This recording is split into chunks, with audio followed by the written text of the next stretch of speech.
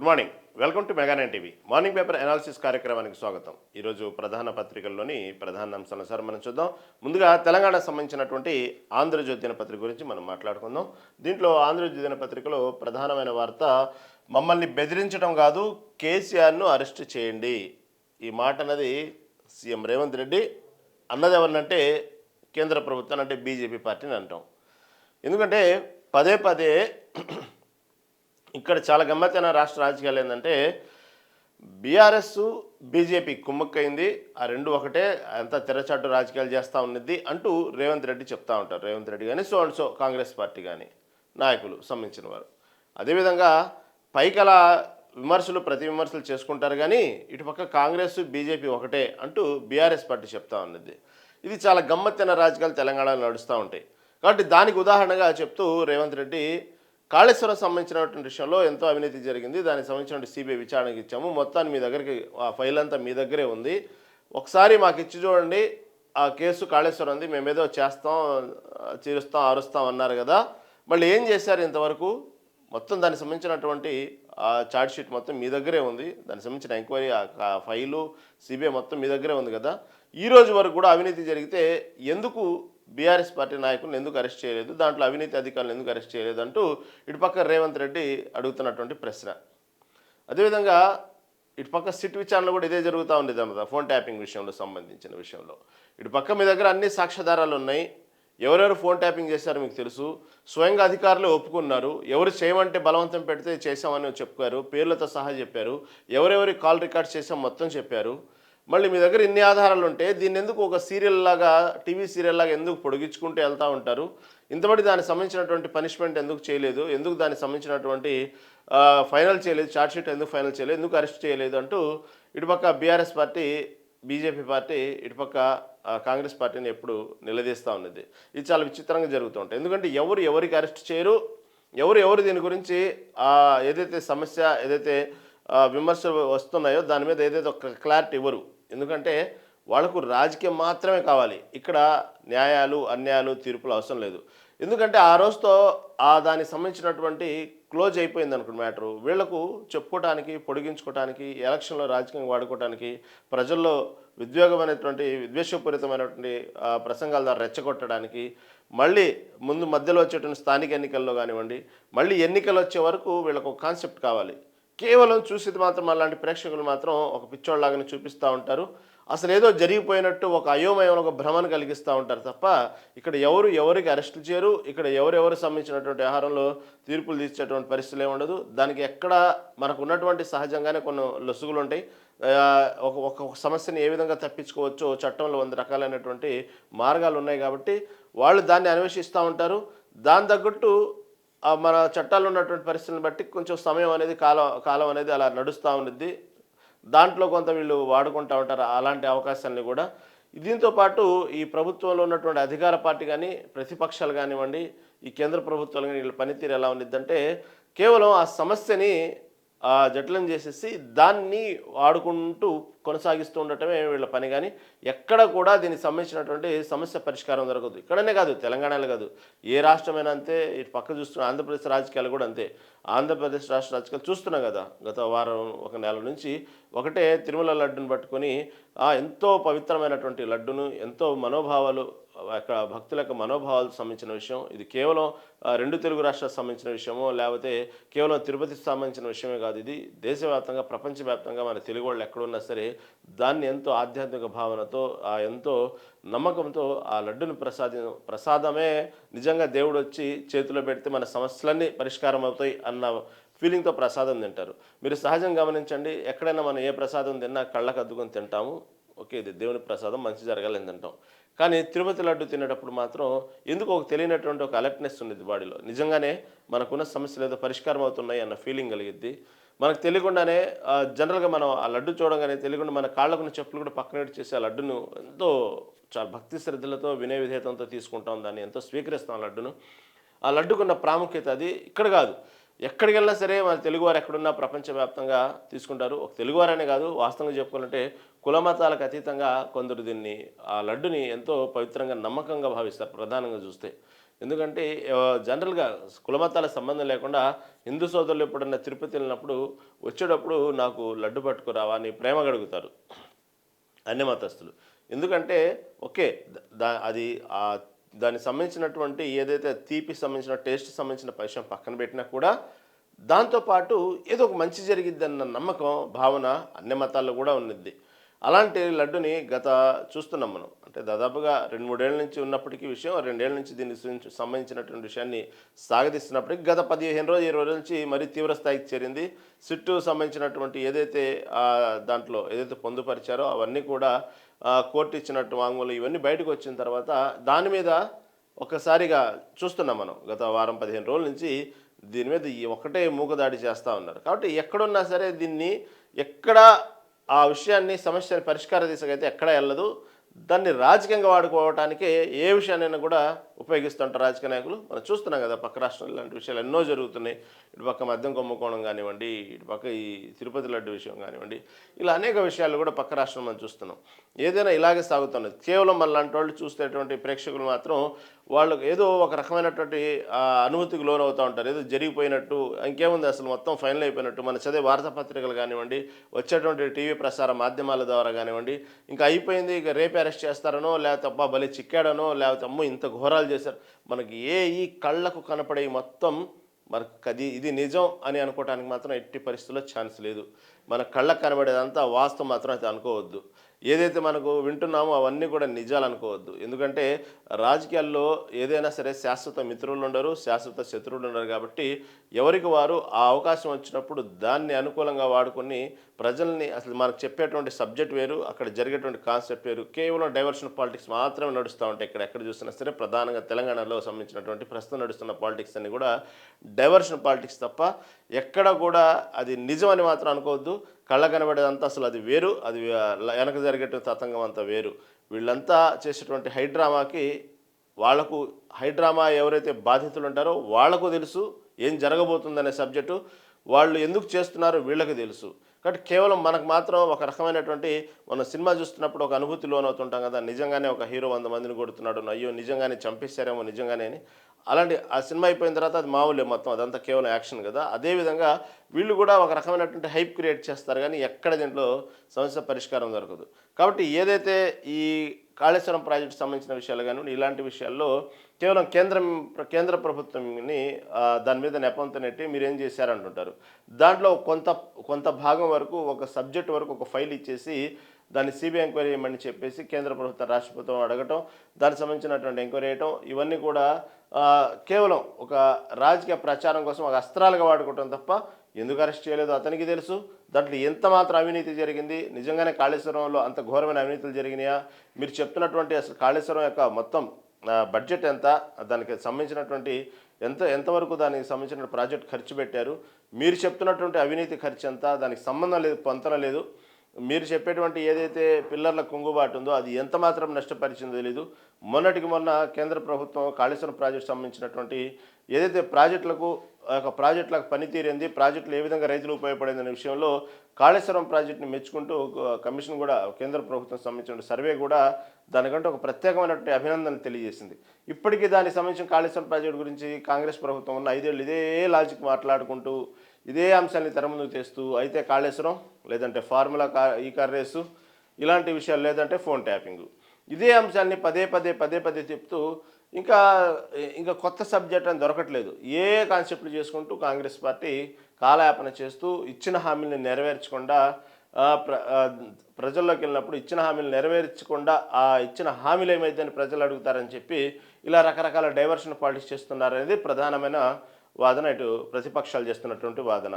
అంటే మొన్న phone tapping అంశం కూడా ఇదే కేవలం డైవర్షన్ పాలిటిక్స్ కోసం మాత్రమే కాంగ్రెస్ పార్టీ ఈ విధంగా ప్రచారం చేస్తుంది తప్ప దాంట్లో ఎటువంటి వాస్తవం లేదు. అసలు సిట్టు మీద మాకు నమ్మకమే లేదన్నట్టు బీఆర్ఎస్ నాయకులు మాట్లాడుతున్నటువంటి విషయం. ఇది మనం ప్రతిరోజు చూస్తున్నాం. సరే, అసలు విషయానికి వస్తే బీజేపీ బీఆర్ఎస్ పార్టీల శరీరాలు వేరు తప్ప ప్రాణం ఒక్కటే అంటూ రేవంత్ రెడ్డి చేస్తున్నటువంటి వ్యాఖ్యలు. అవి రెండు కూడా శరీరాలు వేరు కానీ రెండు ఒకటే. అవి ఎందుకంటే మొన్న చూసాం మనం లోక్సభ ఎన్నికలకు సంబంధించినటువంటి విషయంలో బీఆర్ఎస్ పార్టీ కోసం ఏ విధంగా బీజేపీ పార్టీ పనిచేసింది అనేది కళ్ళకు కట్టినట్టు క్లియర్గా కనబడింది. కాబట్టి వీళ్ళు అవసరం వచ్చినప్పుడు ఎన్నికల సమయంలో ఒక్కొక్క పరిస్థితులను బట్టి అక్కడ ఏ విధంగా ఒకళ్ళొకళ్ళు సహకరించుకుంటారో మనం చూస్తున్నాం అనేటువంటి విషయాన్ని కాంగ్రెస్ పార్టీ చెప్తుంది. ఈ లోక్సభనే కాదు, ఇటీవల జరిగిన కొన్ని ఎన్నికలు కానివ్వండి, గతంలో కానివ్వండి, ఏదైనా విషయం వచ్చినప్పుడు అవి రెండు ఒకదాని ఒకటి ఏ విధంగా బయట తెర ముందు కనపడకపోయినా కూడా తెర వెనుక ఏ విధంగా ఒకళ్ళనొకళ్ళని వెనకేసుకొస్తారు, ఎవరికి ఎలా ఉపయోగపడతారనేది మనకు చాలా క్లియర్గా తెలుసు అనేటువంటి విషయాన్ని రేవంత్ రెడ్డి చెప్తున్న విషయం. ఈ కాళేశ్వరం ప్రాజెక్టుపై సిబిఐ విచారణకు అతిగతి లేదు. తర్వాత లోక్సభ ఎన్నికల్లో బీఆర్ఎస్ పార్టీ వచ్చి బీజేపీకి అభయదానం చేసింది. దీనికి మొదటి నుంచి దీని మీద విమర్శలు ఉన్నాయి, ఏ విధంగా సపోర్ట్ చేసిందనే విషయాన్ని. ఎందుకంటే ఇటు పక్క శాసనసభ ఎన్నికల్లో కూడా బీజేపీ పార్టీ దాదాపుగా ఒక రకం చెప్పాలంటే అంటే ఢీ అనే పరిస్థితి ఉంది మొన్నటి జరిగిన అసెంబ్లీ ఎన్నికల్లో. అలాంటి పరిస్థితుల్లో ఒక్కసారిగా మళ్ళీ ప్రతిపక్ష పార్టీగా బీఆర్ఎస్ని ముందుకు నెట్టేసి కేవలం ఇటు పక్క కాంగ్రెస్ వర్సెస్ బీఆర్ఎస్ ఫైట్ అయిపోయింది. అసలు మొదట్లో 3వ స్థానంలో లేదా 2వ స్థానంలో కాంగ్రెస్ పార్టీ చివరికి అధికారం చేజిక్కించుకునే పరిస్థితికి వచ్చిందంటే ఇది కేవలం తనకు తానుగా బీజేపీ పార్టీ తనకు తానుగా ఆత్మహత్య ప్రయత్నం చేసింది తప్ప ఎక్కడ కూడా అలాంటి పరిస్థితులు లేవు. అంతటి క్షేత్రస్థాయిలో అంతటి ప్రజాదరణ ఉంది, అంతమంది ఓటర్లు ఉన్నారు. దానికంటూ అట్లీస్ట్ అధికారం రాకపోయినా కూడా మంచి బలమైన ప్రతిపక్ష పాత్ర పోషించాల్సిన పరిస్థితి నుంచి బీజేపీ 3వ స్థానానికి వెళ్ళింది. ఇక్కడ జరిగినటువంటి కొన్ని లోపాయికారితైన ఒప్పందాల వల్లే ఈ విధంగా బీఆర్ఎస్ పార్టీకి అభయదానం చేస్తూ తను ఆత్మహత్య చేసుకుంటుంది బీజేపీ పార్టీ అనేది చాలామంది వాదన ఇలాంటి విషయాల్లో. ఇటీవల జరిగిన లోక్సభ ఎన్నికలు కూడా అలాంటిదే ప్రూవ్ అయింది. ఆ బీజేపీ పార్టీ వచ్చి బీఆర్ఎస్కి అభయదానం చేసిందంటూ రేవంత్ రెడ్డి చేస్తున్నటువంటి వ్యాఖ్యలు.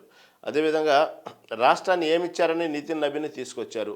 నిన్న జరిగినటువంటి ఏదైతే ఈ నితిన్ సంబంధించినటువంటి ఏదైతే పార్టీకి సంబంధించిన నాయకులతో ఇచ్చిన సదస్సు నితిన్ను మొట్టమొదటిసారి తెలంగాణకు రావటం బీజేపీ జాతీయ అధ్యక్షుడు. ఆ సందర్భంగా దాన్ని ప్రస్తావిస్తూ సీఎం రేవంత్ రెడ్డి చేసిన వ్యాఖ్యలు. అసలు ఎందుకు పిలిచారు ఈ టైంలో? ఇటు చూస్తేనేమో రాష్ట్రానికి బడ్జెట్లోనేమో కేవలం తెలంగాణకు గుండుసున్న కేటాయించారు. ఎక్కడ చూస్తున్నటువంటి ఎవరైతే బడ్జెట్ చూస్తున్నట్టు ఏ రాష్ట్రం వరకు క్లియర్గా అర్థమైపోతుంది తెలంగాణకి ఏమాత్రం కేంద్ర ప్రభుత్వం బడ్జెట్లో ఎంతమాత్రం స్థానం ఇచ్చింది, అసలు సమిష్టి స్థానం ఇచ్చిందా లేదా, నిధులు కేటాయించిందా లేదా అనే విషయాలు చూస్తే తెలంగాణకు తీరని ద్రోహం చేసిందంటూ ఇటుపక్క గగ్గోలు పెడుతున్నటువంటి సమయంలో రాష్ట్ర ప్రజలు కానివ్వండి, ఇటుపక్క రాష్ట్ర ప్రభుత్వం కానీ ఇలాంటి పరిస్థితుల్లో కావాలని అసలు ఏం మొహం పెట్టుకుని మీరు నబీని తీసుకొచ్చారు ఇక్కడికి? మళ్ళీ మీరు తీసుకొచ్చినప్పుడు అడగాలి కదా, తెలంగాణ రాష్ట్రంలో మనకంటూ ఒక పార్టీ ఉంది, 2 మంత్రులు ఉన్నాము, ఇక్కడ ప్రజలకు మేము సమాధానం చెప్పుకోవాలి, రాష్ట్రానికి మీరు ఇచ్చిన నిధులేంటి, రాష్ట్రానికి మా పార్టీ ఏం చేసిందన్నప్పుడు మన ప్రజలకు ఏం చెప్పుకోవాలి, అలాంటప్పుడు ఇలాంటి వాతావరణంలో అసలు ఏం మొహం పెట్టుకుని తీసుకొచ్చారంటూ రేవంత్ రెడ్డిని నిలదీయడం జరిగింది. అదేవిధంగా చొప్పదండి ప్రగతిబాటు సభలో బీజేపీ ధ్వజం ఔటర్ కరీంనగర్ వరంగల్ను కలుపుతామని వెల్లడి. ఔటర్తో ఇటు పక్క అంటే కరీంనగర్ వరంగల్ ఈ రెండును కలుపుతామంటూ వెల్లడించారు. ఇది ఎక్కడంటే ఈ కరీంనగర్ జిల్లా గుమ్లాపూర్లో జరిగిన బహిరంగ సభలో మాట్లాడిన వ్యాఖ్యలు. కాబట్టి బీఆర్ఎస్ది బీజేపీది కేవలం ఫెవికాల్ బంధమని ముఖ్యమంత్రి రేవంత్ రెడ్డి ఆరోపించడం జరిగింది. అదేవిధంగా కాళేశ్వరం ప్రాజెక్టులో జరిగిన అవినీతిపై సిబిఐ విచారణ జరిపించాలని అసెంబ్లీ తీర్మానం చేసి పంపిస్తే 6 నెలలైనా దానికి అతిగతి లేదన్నారు. దీని వెనుక ఉన్న మర్మం ఏమిటో చెప్పాలని బీజేపీ నేతలను ప్రశ్నించారు.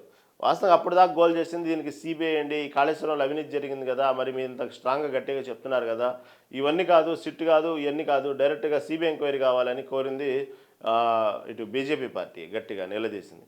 సరైన సిబిఐ ఎంక్వైరీకి వేస్తే ఈరోజు 6 నెలలైనా సరే దానికి అతిగతి లేదంటూ కాంగ్రెస్ పార్టీ చెప్తుంది. దాన్ని బట్టి మీకు అర్థమవుతుందా? ఎందుకంటే సిబిఐ ఎంక్వైరీ వేస్తే అన్నీ బయటపడతాయి. కాబట్టి బీఆర్ఎస్ బీజేపీ ఒక్కటే, కేవలం ఈ శరీరాలు వేరు, ప్రాణం ఒక్కటే, 2 ఆత్మలు ఒకటే. కాబట్టి ఆ ఎంక్వైరీని కావాలని చెప్పి ఇంతవరకు అతిగతి లేకుండా బీఆర్ఎస్ను కాపాడుతుంది బీజేపీ పార్టీ, ఆ 2 ఒకటే అనే విషయాన్ని చెప్తా ఉన్నారు. అదేవిధంగా కాళేశ్వరం ప్రాజెక్టును ఏటీఎంగా మార్చుకొని కొల్లగొట్టారని ప్రధాని మోదీ, అమిత్ షా ఆరోపించింది నిజం కాదా అని ప్రశ్నించారు. కాబట్టి అప్పట్లో విమర్శలు చేసేటప్పుడు కాళేశ్వరాన్ని ఒక ఏటీఎంలా వాడుకున్నారంటూ అనేక సభల్లో తెలంగాణ వచ్చిన సందర్భంగా ఇటు మోదీ కానీ అమిత్ షా కానీ బీఆర్ఎస్ పార్టీని విమర్శించినటువంటి సందర్భం. మళ్ళీ అలాంటప్పుడు అంత ఏటీఎంలా వాడుకున్నటువంటి కాళేశ్వరం ప్రాజెక్టుని మీరే స్వయంగా ప్రధాని లెవెల్లో ప్రకటించినప్పుడు మళ్ళీ సిబిఐ ఎంక్వైరీ చేస్తే దానికి ఎందుకు ఇంతవరకు అతిగతి లేకుండా చేశారు? మళ్ళీ అలాంటి ఏటీఎంగా వాడుకున్నారన్నప్పుడు అవన్నీ బట్టబయలు చేయాలి కదా, బయటకు తీయాలి కదా, విషయాల్ని రాబట్టాలి కదా, మీరు అవినీతిని ఎలా సహకరిస్తారు అనేటువంటి విషయాన్ని చెప్పడం జరిగింది. మీకు ప్రధాని వద్ద పరపతి ఉంటే కాళేశ్వరం ప్రాజెక్టులో కోట్లు కొల్లగొట్టిన కేసీఆర్ను, హరీష్ను, కార్ల దందాలో కేటీఆర్ను బొక్కలు వేయాలి. మా వాళ్ళను బెదిరించడం కాదని కేంద్ర మంత్రి బండి సంజయ్కు సవాల్ విసిరారు. తెలంగాణ రాష్ట్ర సాధనలో కరీంనగర్ కీలక పాత్ర పోషించిందని, ఈ గడ్డపై ఏర్పాటు చేసిన సభలోనే తెలంగాణ ప్రజల ఆవేదన, ఆకాంక్షను తెలుసుకున్న సోనియా గాంధీ రాష్ట్రాన్ని ఇస్తానని ప్రకటించారని తెలిపారు. ఇచ్చిన మాట ప్రకారం ఎన్ని అవాంతరాలు ఎదురైనా ఆంధ్ర పెట్టుబడిదారులు ఎన్ని అడ్డంకులు సృష్టించినా తెలంగాణ ప్రత్యేక రాష్ట్రం ఇవ్వడం జరిగింది. దానికి పునాది వేసింది ఈ కరీంనగర్లోనే. సోనియా గాంధీ మాట ఇచ్చింది కూడా ఈ కరీంనగర్లోనే. కాబట్టి చెప్పిన మాట ప్రకారం సోనియా గాంధీ ప్రత్యేక తెలంగాణ ఇచ్చారు. అప్పట్లో ఆంధ్రాలో ఉన్నటువంటి పరిపాలనించినటువంటి అధికారులు కానివ్వండి, అప్పట్లో ఉన్నటువంటి నేతలు కానివ్వండి, ఎంతోమంది పారిశ్రామికవేత్తలు అడ్డుపడ్డప్పటికి కూడా అవసరమైతే పార్టీని అక్కడ చనిపోయినా సరే పూర్తిగా పార్టీకి సంబంధించినటువంటి ప్రస్తుతం ఉన్నటువంటి పరిస్థితుల్లో పార్టీ ఘోరమైనగా చనిపోయేటువంటి పరిస్థితి, భవిష్యత్తులో పార్టీ ఉండదని తెలిసినప్పటికీ కూడా ఒక రాష్ట్రాన్ని మాట ఇచ్చాను కాబట్టి ఇస్తున్నానంటూ సోనియా గాంధీ తెలంగాణ ఇచ్చారు. ఆంధ్రాలో ఈ రోజు వరకు కాంగ్రెస్ పార్టీ పుంజుకున్న పరిస్థితి లేదు. తెలిసే మాట ఇచ్చాం కాబట్టి దీనికి ఎన్నో ఏళ్ల నుంచి ఉన్నటువంటి సమస్యను పరిష్కరించాలని సోనియా గాంధీ ఈ విధంగా చేశారంటే విషయాన్ని రేవంత్ రెడ్డి అనేక సందర్భాల్లో చెప్పడం మనం చూసాం. తర్వాత ఎవరైతే జమాతే ఉలామే హింద్ అనేటువంటి సభలో ముఖ్యమంత్రి రేవంత్ రెడ్డిని పిలవడం జరిగింది. ఆ సందర్భంగా ముఖ్యమంత్రి రేవంత్ రెడ్డి కొత్త విషయాన్ని చెప్పారు. ఇది కొంచెం హాస్యాస్పదంగానే ఉండేది. ఇది విద్వేష ప్రసంగాల నియంత్రణకు చట్టం వచ్చే అసెంబ్లీ సమావేశాల్లో తెస్తాం, మైనార్టీలకు 4% రిజర్వేషన్లు అమలయ్యేలా కృషి. ఇది కాబట్టి విద్వేష ప్రసంగాలంటే ఇక్కడ సరే, ఇక్కడ రాజకీయ నాయకులు చేసేది కూడా విద్వేష ప్రసంగాలే. రాజకీయ నాయకులు మాట్లాడి కూడా చాలా మంచి సంస్కారవంతమైన భాషలోని మాట్లాడుతుంటారు, మనం చూస్తుంటాం.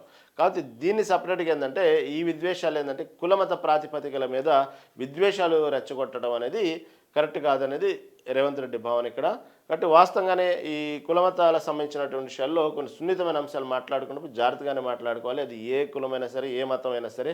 ప్రధానంగా ఈ మతాల ప్రస్తావనలు వచ్చినప్పుడు మాత్రం ఈ విద్వేష ప్రసంగాల వల్ల సమాజంలో లేనిపోయినటువంటి ఒక చెడు వ్యాప్తి చెందుతూ ఉంది. దీనివల్ల అనేక మంది ఈ ఎంతో అన్నదమ్ముల్లా కలిసి ఉన్నటువంటి సమాజంలో ఇలాంటి విద్వేషాల ప్రసంగాల వల్ల ఇటీవలి కాలంలో ఎక్కువైంది. ఒక రకమైనటువంటి భావన అందరిలో ఎక్కువైపోయింది. కాబట్టి అందరూ కలిసి ఉండాల్సినటువంటి భారతదేశంలో ఇలాంటి ప్రసంగాల వల్లే చెడు ఎక్కువగా వ్యాప్తి చెందుతూ ఉంది. దానివల్లే మతాల మధ్య దూరం రోజు రోజుకు పెరిగిపోతూ ఉంది. కాబట్టి దీనికంటూ వచ్చే అసెంబ్లీ సమావేశాల్లో దీనికంటూ ఒక స్పెషల్గా చట్టం తెస్తామంటూ కూడా ఒక నియంత్రణకు, ఇలా విద్వేష ప్రసంగాలకంటూ ఒక నియంత్రణ చట్టం తెస్తామంటూ రేవంత్ రెడ్డి మాట్లాడడం జరిగింది. అదేవిధంగా ఈ 4% రిజర్వేషన్లు అమలే కృషి చేస్తామంటూ కూడా ముస్లిం మైనారిటీస్ కూడా మాట ఇవ్వడం జరిగింది. ఇది ఏమైనా ఓవరాల్గా చూసుకుంటే ఈ ఇప్పుడున్నటువంటి పరిస్థితుల్లో మున్సిపల్ ఎన్నికల నేపథ్యంలో వాడివేడిగా హామీలు అమలు, గతంలో జరిగిన విషయాలు ఇవన్నీ కూడా జరుగుతూ ప్రస్తావిస్తుకుంటూ ఏ పార్టీ అయినా సరే ఈ విధంగా తెలంగాణ మొత్తం హాటాటుగా జరుగుతూ ఉంది దీనికి సంబంధించినటువంటి విషయాల్లో. అదేవిధంగా ఇక్కడ చూడండి, కరీంనగర్ అంటే అక్కడ బండి సంజయ్ తనకు ఇచ్చినటువంటి స్పీచ్ చూడండి. ఇక్కడ కరీంనగర్ జమ్మికుంటలో బహిరంగ సభలో మాట్లాడుతున్న కేంద్ర మంత్రి బండి సంజయ్, కాంగ్రెస్ పాలనలో మున్సిపాలిటీలకు ఇచ్చింది గాడిద గుడ్డే, వాళ్ళేమో బడ్జెట్లో ఇచ్చింది గాడిద గుడ్డే అనే పక్క రాష్ట్ర ప్రభుత్వం చెప్తా ఉంటే, ఈయన బండి సంజయ్ వచ్చేసి ఇప్పటికీ ఇక్కడ మున్సిపాలిటీలకు ఇచ్చింది కాంగ్రెస్ ప్రభుత్వం 2 ఏళ్లలో గాడిద గుడ్డే అంటూ ఇక్కడ ప్రస్తావించడం జరిగింది. ఎంతసేపటికి ఈ కాంగ్రెస్ పార్టీ కేవలం ఈ లేనిపోని హామీలు ఇచ్చి అధికారంలోకి వచ్చింది. ప్రజలు అప్పటికే బీఆర్ఎస్ని 10 ఏళ్ళు చూసి విసిగెత్తి ఉన్నారు కొన్ని పరిస్థితుల్లో. కాబట్టి చూద్దాం, ఒక అవకాశం ఇద్దాం కాంగ్రెస్ పార్టీకి. రేవంత్ రెడ్డి యొక్క మాట తీరు, రేవంత్ రెడ్డి యొక్క మనస్తత్వాన్ని తగ్గట్టు నిలబెట్టుకుంటారేమో. కాబట్టి ఇన్ని హామీలు ఇస్తున్నారు కదా, నమ్ముదాం ఒకసారి, కానీ ఓటేశారు. చివరికి మీకు మిగిలింది మాత్రం ఏం లేదు, గాడిద గుడ్డే. ఎంతసేపటికి దొంగ హామీలు, మోసాలు చేయడం మాకు చేత కాదు, ఇలాంటి పార్టీ కాంగ్రెస్ పట్ల మా చేత కాదంటూ బండి సంజయ్ చెప్పడం జరిగింది కరీంనగర్లో. తర్వాత బీజేపీని గెలిపిస్తే కేంద్రం నుంచి 500 కోట్లు తెస్తా. మొన్న ఏదైతే స్థానిక సంస్థల సర్పంచ్ ఎన్నికల్లో బండి సంజయ్ చేసిన వ్యాఖ్యలు, బీజేపీ పార్టీ తరఫున ఎవరైనా సరే మేజర్ పంచాయతీకి 10 లక్షలు, మైనర్ పంచాయతీకి 5 లక్షలు ఇస్తాం, పార్టీ తరఫున ప్రత్యేకమైనటువంటి నిధులు ఇస్తాము, అలాంటి లేదు ఆల్రెడీ గెలిచిన వాళ్ళు ఇండిపెండెంట్లు కానీ ఎవరిని గెలిచిన వాళ్ళు బీజేపీ పార్టీలోకి వస్తే అలా కూడా పార్టీని తరఫున ఈ విధంగా గ్రామాభివృద్ధి కోసం సహకరిస్తామంటూ కూడా గతంలో చూసాం మనం బండి సంజయ్ చేసిన వ్యాఖ్యలు. ఇప్పుడు మున్సిపాలిటీలు కూడా అలాంటి స్కీమే ముందుకు తెచ్చారు. బీజేపీని గెలిపిస్తే కేంద్రం నుంచి 500 కోట్లు తెస్తా. ఈ విషయాన్ని తర్వాత కాంగ్రెస్ గెలిస్తే అన్ని పన్నులు పెంచడం ఖాయం. ఒకవేళ మీరు అధికారంలో కాంగ్రెస్ పార్టీ ఉంది కదా, ప్రస్తుతం ఉన్న పరిస్థితుల్లో బీజేపీని బీఆర్ఎస్ పార్టీని కనుక గెలిపిస్తే పెద్దగా ఉపయోగం ఉండదు. మున్సిపాలిటీలు పెద్దగా అభివృద్ధి కార్యక్రమాలు ఏం జరగవు. ఎందుకంటే అధికారంలో ఉన్న పార్టీ గెలిపించుకుంటేనే మనకు పనులు అవుతాయి అనేటువంటి ఒక భావన కామన్గా స్థానిక సంస్థల ఎన్నికల్లో ఉన్నది. కాబట్టి అలాంటి ఫీలింగ్ మాత్రం వదిలేసేయండి. మీరు కాంగ్రెస్ పార్టీతో సంబంధం లేదు. మీరు కనుక మున్సిపాలిటీని గెలుచుకొని తీసుకొస్తే నేను కేంద్రంతో మాట్లాడి 500 కోట్లు తెస్తాను. అదేవిధంగా మీరు కనుక ఇవన్నీ కూడా ఆలోచించుకొని అరే అధికారంలో పార్టీ గెలిస్తే మంచిదని చెప్పి మీరు కాంగ్రెస్ పార్టీ కనుక గెలిపించుకుంటే మీరు భవిష్యత్తులో ఇంకా మరిన్ని పన్నులు బాధటం తప్ప పనులు అయ్యే పనులు మాత్రం ఏం ఇక్కడ కనబట్టలేదు కాంగ్రెస్ పార్టీ అనే విషయాన్ని చెప్పడం జరిగింది బండి సంజయ్. అదేవిధంగా కొంపల ముంచే సీఎం మాటలు నమ్మొద్దు. కాబట్టి సీఎం మాటలు ఎంతసేపటికి గాల్లో మేడల్లాగానే ఉంటాయి. అది నిజమైనవి కాదు, ఎప్పటికైనా కూలిపోయే. కాబట్టి ఆయన మాటలు మాత్రం మీరు నమ్మొద్దు, ఆయన భ్రమలో మాత్రం పడద్దు. ఇప్పటికే పడ్డారు, అనుభవిస్తున్నాం 2 ఏళ్ల నుంచి అధికార పార్టీ గురించి. కాబట్టి ఇలాంటి మాటలు మీరు నమ్మొద్దు అంటూ బండి సంజయ్ చేసిన వ్యాఖ్యలు. తర్వాత ఇది మున్సిపల్ ఎన్నికల ప్రచారం చేసిన వ్యాఖ్యలు ఈ విధంగా జరుగుతూ ఉన్నాయి. కేంద్ర రాష్ట్రానికి సంబంధించినటువంటి అయితే 2 ఏళ్ల కాంగ్రెస్ పాలనలో మున్సిపాలిటీ ఇచ్చింది గాడిదగుడ్డి అని కేంద్ర హోంశాఖ మంత్రి బండి సంజయ్ ఎద్దేవా చేశారు. రాష్ట్ర ప్రభుత్వం వద్ద నయా పైసా లేదని, ఈ ఎన్నికల్లో బీజేపీని గెలిపిస్తే కేంద్రం నుంచి రాష్ట్రానికి 500 కోట్లు తెప్పిస్తానంటూ కూడా చెప్పడం జరిగింది. ఎందుకంటే పదే సీఎం రేవంత్ రెడ్డి చేసే వ్యాఖ్యలు ఏంటంటే రాష్ట్ర ఖజానా ఖాళీగా ఉంది, నేను ఇక్కడ ఏదో లంకి బిందెలు అనుకుని వచ్చాను, ఇక్కడ చూస్తే చాలా ఖాళీ బిందెలే కనబడుతున్నాయి అంటూ చెప్తున్న మాటలు మనం అనేక సందర్భాలు చూసాం.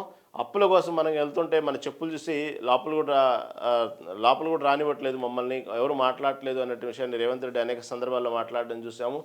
అదేవిధంగా ఇక్కడ ఉన్నటువంటి రెవెన్యూ ప్రతీ నెల హైదరాబాద్ నగరానికి వచ్చే రెవెన్యూ ఎంత, మనకు ప్రతి నెల ఉద్యోగస్తులకు కానివ్వండి అనేక మొత్తం మీద ఏదైనా సరే రాష్ట్ర ప్రభుత్వానికి అయ్యేటువంటి ఖర్చు అంతా చూస్తే ప్రతి నెల నేను కొన్ని 100 కోట్ల అప్పు తెస్తూ ఉన్నాను, 10 కోట్ల అప్పులు తెస్తూ ఉన్నాను. ఈ విధంగా అసలు మనకు వచ్చేటువంటి రెవెన్యూకి మనం పెట్టేటువంటి ఖర్చుకు సరిపోవట్లేదు. అవన్నీ చాలా జాగ్రత్తగా హ్యాండిల్ చేయాల్సి వస్తుంది అంటూ అనేక సందర్భాల్లో ఎక్కడికక్కడ చాలా ట్రాన్స్పరెన్సీగా హైదరాబాద్కి ఎంత రెవెన్యూ వస్తుంది, టోటల్గా ఖర్చు అయ్యేది ఎంత, ఇవన్నీ కూడా మొత్తం కూడా చెప్పుకోవడం అనేక సందర్భాలు చూసాం.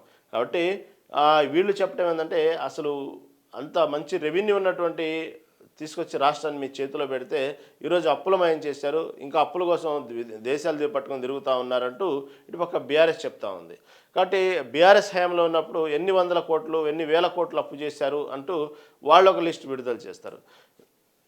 ఇక్కడే కాదు, 2 తెలుగు రాష్ట్రాలు దాదాపు ఇలాగే ఉంటాయి. మీరున్నప్పుడు ఇన్ని 1000 కోట్లు అప్పు చేశారు అంటే మీరున్నప్పుడు 1 లక్షల కోట్లు అప్పు చేశారంటారు. అది ఎన్నికల ముందు ప్రచారంలో బాగా వాడుకుంటారు, ఉన్నటువంటి ప్రతిపక్షంలో 5 ఏళ్ళు అలాగే వాడతారు. తీరా ఎన్నికలైన తర్వాత గెలిచిన తర్వాత చూస్తే అసలు వాళ్ళు చెప్పిన అంకెలకి వీళ్ళున్న అప్పులకి సంబంధం ఉండదు. మనం చూసాం గతంలో కూడా పక్కన ఉన్నట్టు ఆంధ్ర రాష్ట్ర ఎన్నికల్లో కూడా ఇదే విధంగా చూసాం. జగన్ ఉన్నప్పుడు ఇలా లక్షల కోట్లు అప్పు చేశాడంటూ ఎన్నికల ప్రచారంలో హోరెత్తించారు అక్కడ. తర్వాత తీరా అధికారంలోకి వచ్చిన తర్వాత అసలు ఎంతవరకు అప్పులు ఉన్నాయని తీస్తే వాళ్ళు చెప్పిన అంకెలకి ఇక్కడున్న అంకెలకి అసలు చాలా సంబంధం లేదు. చాలా తక్కువ శాతమే అప్పులు తెచ్చినటువంటి ఫిగర్ని చూపించారు. అంటే తక్కువ శాతం అంటే అది మంచి పని అని కాదు అర్థం. వాళ్ళు చెప్పినటువంటి ఏదైతే లక్షల కోట్లు ఉన్నాయో ఇక్కడ ఉన్నటువంటి 1000 కోట్లకు సంబంధం లేకుండా ఉండేటప్పటికీ కేవలం ఎన్నికల ప్రచారం అస్త్రంగానే ఇవన్నీ వాడుకుంటూ ఉంటారు. మనం చూస్తుంటాం పక్కనే ఇటు పక్క చూస్తే అనేక సమస్యల్లో ఇలాగే రాష్ట్ర ప్రభుత్వాలని కామన్గానే ఉన్నటువంటి ప్రతిపక్షాలు విమర్శిస్తూ ఉంటాయి. దాంట్లో ఇందాక నేను చెప్పినట్టు అన్నీ మనం వినేయన్నీ నిజాలు కావు, వాళ్ళు చెప్పిన నిజాలు కావు. కేవలం ఒక గుడ్డగాల్చలా నెత్తినేసినట్టు వేస్తూ ఉంటారు. కానీ ఏది ఎవరైనా సరే ఏ పార్టీ మీద అయినా సరే అలా చేస్తుంటారు. కానీ మనకు కనబడేవి మనం వినబడేవి అన్నీ కూడా చాలా అవాస్తవాలుగానే ఉంటాయి పరిస్థితులు. కాబట్టి తర్వాత ఇంకొక విషయాన్ని ఇప్పుడు ప్రధానంగా తీసుకున్నటువంటి ఆంధ్రజ్యోతి పత్రిక, బీసీ రిజర్వేషన్లు అడ్డుకున్న వ్యక్తికి టికెట్ ఇస్తారా? ఇది బీఆర్ఎస్ 48 గంటల్లోగా స్పందించాలి. ఎందుకంటే బుట్టంగారి మాధవరెడ్డి అనే వ్యక్తులు అసలు బీసీ రిజర్వేషన్ వ్యతిరేకించిన వ్యక్తిని, అలాంటి వ్యక్తిని మీరు బీసీ రిజర్వేషన్లే వద్దు అంటూ వ్యతిరేకించిన వ్యక్తిని, బీసీ రిజర్వేషన్ మీద గళమెత్తిన వ్యక్తిని, మీరు వద్దని వ్యతిరేకించిన వ్యక్తిని ఏ విధంగా టికెట్ ఇస్తారు? పార్టీ నుంచి సస్పెండ్ చేయాలి, తర్వాత నామినేషన్ ఉపసంహరింపజేయాలి, లేదంటే బీసీ ద్రోహులుగా పార్టీ ప్రకటించి రాజకీయంగా బొంద పెడతాం. BC JAC chairman Jajula Srinivas Goud ఈ వ్యాఖ్యలు చేయడం జరిగింది. బీసీలకు 42% రిజర్వేషన్ అమలు కాకుండా అడ్డుకున్న రెడ్డి జాగృతి నాయకుడు బుట్టంగారి మాధవరెడ్డికి ప్రస్తుతం జరుగుతున్న మున్సిపల్ ఎన్నికల్లో బీఆర్ఎస్ పార్టీ టికెట్ ఇవ్వటం ఏంటని బీసీ జేఏసీ రాష్ట్ర చైర్మన్ జాజుల శ్రీనివాస్ గౌడ్ ప్రశ్నించారు. మేడ్చల్ నియోజకవర్గం మూడుచింతలపల్లి మున్సిపాలిటీ పరిధిలోని కేశవాపూర్లో 10వ వార్డు కౌన్సిల్ స్థాయికి మాధవరెడ్డికి ఇచ్చిన బీఫామ్ను బీఆర్ఎస్ వెనక్కి తీసుకోవాలని పార్టీ నుంచి బహిష్కరించడం డిమాండ్ చేశారు. ఈ అంశంలో బీఆర్ఎస్ 48 గంటల్లోగా వివరణ ఇవ్వకపోతే రాష్ట్ర వ్యాప్తంగా ఉన్న ఆ పార్టీ కార్యాలయ ఎదుట నిరసన చేస్తామని హెచ్చరించారు. బుట్టంగారి మాధవరెడ్డి కాంగ్రెస్ వ్యక్తి అని, సీఎం రేవంత్ రెడ్డి మనిషి అని బీఆర్ఎస్ పార్టీ గతంలో ఆరోపించిందని, ఇవన్నీ కూడా బీఆర్ఎస్ చెప్పిన వ్యాఖ్యలే. అలాంటి వ్యక్తికి మళ్ళీ టికెట్ ఇవ్వటము అనేది ఎంతవరకు కరెక్ట్? కాబట్టి రాష్ట్రంలో బీఆర్ఎస్ కార్యాలయం మొత్తం మీద కూడా వచ్చి మేము నిరసన తెలియజేస్తామంటూ దీన్ని ఉపసంహరించుకోవాలి, నామినేషన్ ఉపసంహరించాలంటూ కూడా గట్టిగా చెప్పడం జరిగింది.